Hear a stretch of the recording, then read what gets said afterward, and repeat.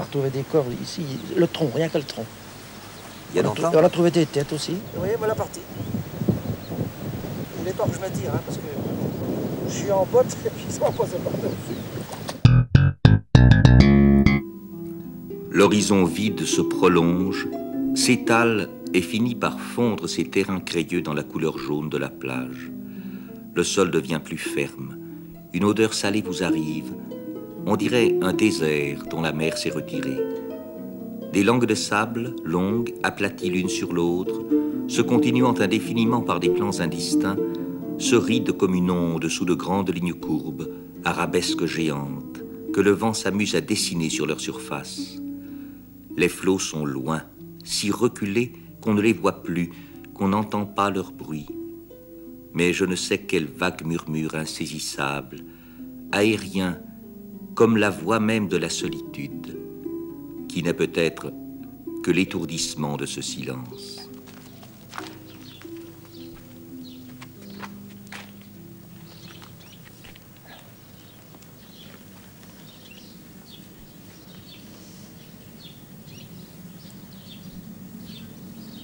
C'est beau, monsieur Jugan? Allez, beau ce matin. Saint-Michel, aujourd'hui, il y a moins de brouillard que tous ces jours. Il est bien plus beau, plus joli. Il a l'air tout près de nous, là. Il est à 7 km. En ligne droite, 7 km. Quand il y a de la brume, on a l'impression qu'il est beaucoup plus loin. Oh, c'est pas la même chose quand il y a du brouillard. Souvent, on n'aperçoit que le haut du Mont Saint-Michel ou des fois le bas. Aujourd'hui, il est bleuté. Mais des jours, il est gris sale. D'autres fois, il est marron foncé. Il change, c'est un vrai caméléon, vous savez. Il est beau. Ah oui, c'est un beau morceau, mais je viens bien 100 fois par jour pour le voir. D'abord pour voir ce qui se passe dans la baie, puisque c'est mon métier. Et qu'est-ce qui se passe dans la baie ce matin?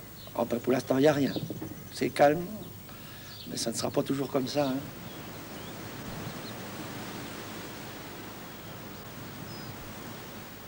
Qu'est-ce que vous faites avec les estivants? Ben, je les conduis au Mont-Saint-Michel. Je suis le passeur, le guide des grèves. Alors vous les guettez ici avec votre jumelle? Oh, je guide les imprudents. C'est plutôt ça.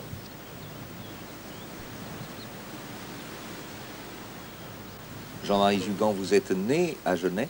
Non, je suis né à Vince. C'est le petit pays à côté, là. Ça, c'est au bord de la baie.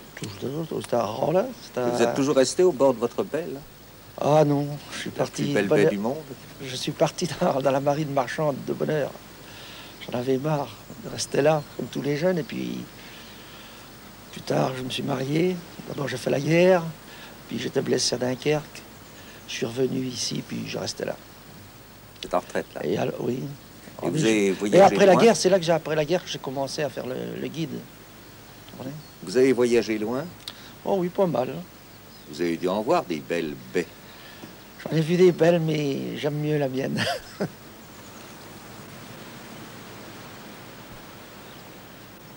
J'ai remplacé l'ancien guide qui, lui, menait les voitures de Genève, les voitures à chevaux, vous savez. Parce qu'ici, à l'hôtel Juin, c'était là que se rassemblaient tous les touristes qui voulaient faire la traversée de la Grève. Et ils partaient, par exemple, 7, 8, 10 voitures à chevaux, avec 2 chevaux. Quelquefois 3, ou quand il y avait du danger, on mettait 3 chevaux. Et une fois que le danger au départ était passé, on retirait un cheval et on mettait sur une voiture, ainsi de suite, les unes derrière les autres.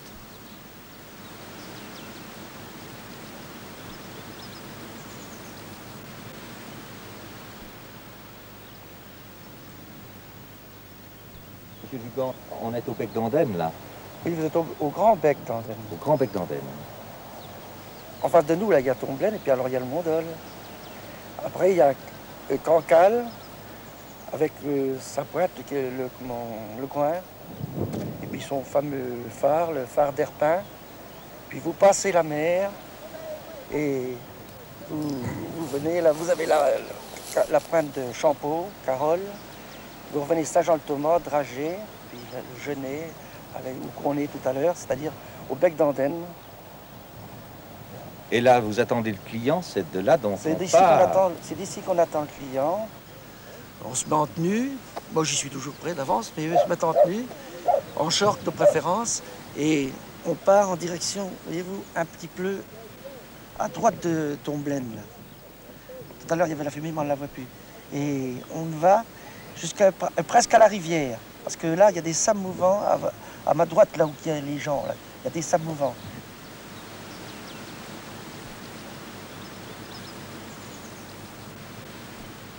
Et ça existe? Ça existe, mais il n'y en a pas partout comme on dit. Il ne faut pas encore exagérer qu'il y en a tout plein la baie pour vous empêcher de passer. Non. Mais c'est souvent sur le passage des touristes. C'est là. Ça se forme dans les tournants des rivières, sur des caves qui se forment au montant de la mer et qui se remplissent au retirant de la mer aussi.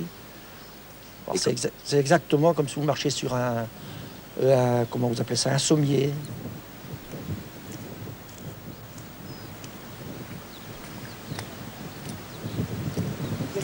Avec. C'est que ça mouvant. C'est une couche d'air et d'eau. Alors, tout à l'heure, je vais m'enfoncer. L'eau, l'air va chasser l'eau. Vous voyez, voilà partie. Il est temps que je me tire, hein, parce que je suis en botte et puis ça va passer par-dessus. Et alors là, doucement.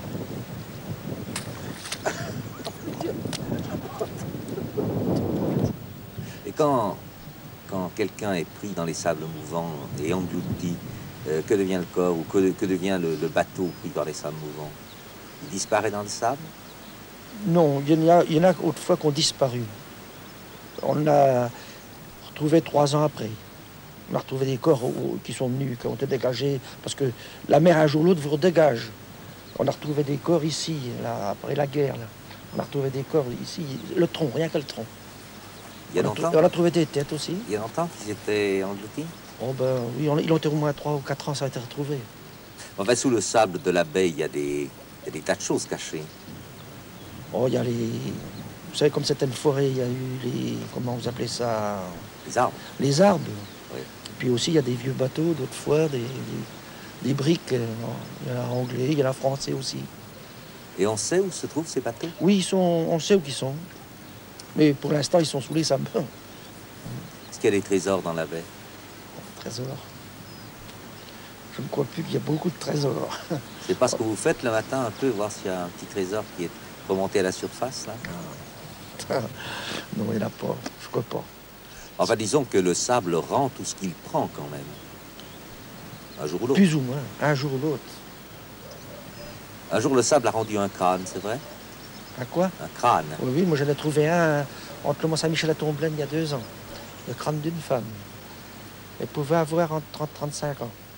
Il n'y avait plus d'yeux, d'un point de vue nez, il y avait le trou.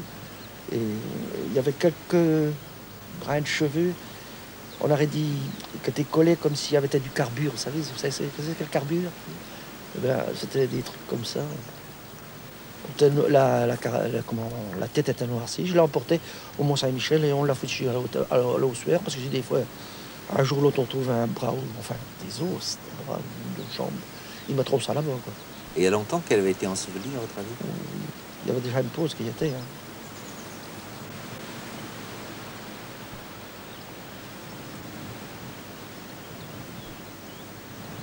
On parle toujours de la mer qui remonte dans la baie à la vitesse d'un cheval au galop, c'est vrai ça? Oh non, non. Ça va à combien un cheval au galop? Oh, ça fait 60, 60, 70 peut-être. Et la mer? La mer, oh, elle a des pointes. Vous savez que dans la baie du Mont-Saint-Michel, ce n'est pas droit. Il y a ce qu'on appelle des terrés, des tournants. Alors c'est là la mer ralentit. Il y a des fois, elle marche à 10-15 à l'heure, d'autres fois, elle marche à 30 et elle revient à 10-12. C'est comme sur une route, c'est la même chose. Mais en ligne droite, par marée d'équinoxe, elle marche à 30 à l'heure. Et qu'est-ce qu'on fait quand on est pris par la mer? Ah, quand on est pris par la mer, ça c'est un drôle de... On vous appelle, c'est bien, mais en dehors de ça? On m'appelle. Si je vois, si je suis là, il faut être présent. Si je suis là à surveiller, que je les vois, j'y vais. Et en attendant que vous veniez, qu'est-ce qu'on doit faire? Vous savez, ceux qui sont pris, qui sont seuls, c'est avec un sort qu'ils l'ont. Hein. C'est terrible de mourir de noyer. J'en ai vu une année, là, il était 13. Il y en a eu, je sais pas, 6 ou 7 de noyés sur 13. C'était pas beau à voir. Hein. Pourtant, l'hélicoptère est venu, tout. On a foutu des balles. À l'époque, on n'avait pas de canot de sauvetage, mais on a foutu un Doris à l'eau. Doris en a sauvé 2, mais Quoi qu'il y en a un mort sur les deux, mais le reste, c'était pas beau à voir. Hein. D'abord, ils se sont noyés. Ils étaient agroupés, ils s'étaient cramponnés les uns aux autres et c'était fini. L'hélicoptère, quand il est arrivé, c'était... D'abord, il a dû couper le câble, tellement qu'ils se battaient entre eux, tellement c'était terrible.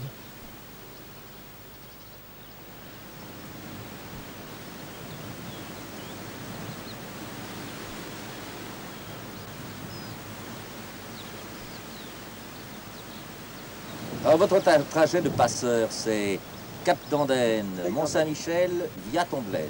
Oui, Bec d'Andenne, Tomblaine, où je fais un arrêt, à chaque fois, plus ou moins, quand on me le demande. Si on ne me le demande pas, je ne le fais pas. Mais généralement, tout le monde est d'accord pour faire un petit arrêt, pour monter là-haut, parce qu'il y a un beau point de vue. Puis revoir ce qu'ils ont fait, les 4 km en haut, parce que je leur dis toujours, vous allez voir, c'est formidable. Et puis voir également ce qu'il leur reste à faire. Oui, oui, mais quand même, quand ils sont montés là-haut, ils regardent bien, ils disent oui. Hein, parce qu'on voit la trace des pas, hein, encore 1 heure après.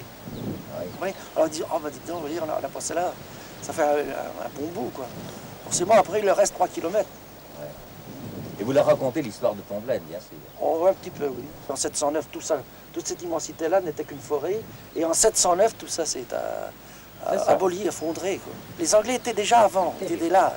Il avait fait le château, les fortifications. Ils voulaient le Mont-Saint-Michel. Et ils ne l'ont jamais eu. C'est peut-être de braves gars, mais ils veulent reprendre.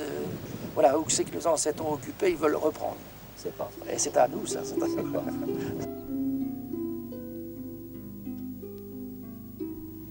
Dites-moi, il y a un homme célèbre qui a habité l'îlot. Ah, c'est le marquis de Tomblaine, c'est ça? Le marquis de Tomblaine. Qui était le marquis de Tomblaine? Le marquis de Tomblaine était un pauvre ermite. Vous l'avez connu? Parce que non, moi je ne l'ai pas connu, mon père l'a connu. Mais voilà, Tomblaine a été vendu après à une marquise. Et elle voulait garder son île, et elle a mis un ermite, un pauvre type là, un type balèze. Il est venu là, il a fait construire une maison, il avait son petit jardin, donc il reste un pommier, 2 figuiers, un noisetier, et tout ça. Et cet homme-là gardait l'île. Il avait une force circulaire et tous les jours il allait au Mont-Saint-Michel. Il prenait une barre de porte dans le bas de la rivée, il a monté jusqu'à la porte de l'abbaye sans se reposer. Eh ben, il n'a pas transporté les dames aussi? Ah si, ça, les dames, c'était son boulot. Il les portait dans ses bras pour gagner nos 3 sous.